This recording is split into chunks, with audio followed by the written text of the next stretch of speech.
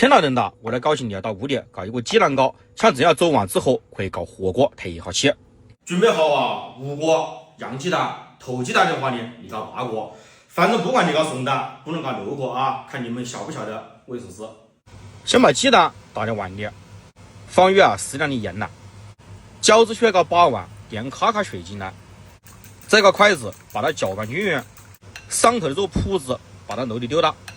碗搞一个保鲜膜把它好包好起来，打了这个蛋呢直接倒下进来，上头封个保鲜膜了，搞牙签把它擦脚按，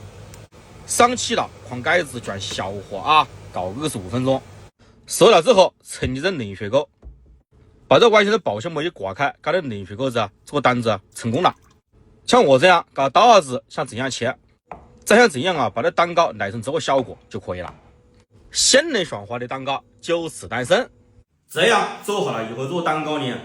可以搞得全家福以后到屋里都烂锅篓子下火锅，做3汤蛋糕，下饭又下酒。把这个方法点个赞，收藏好友啊，相当的啊，点不到位，我操。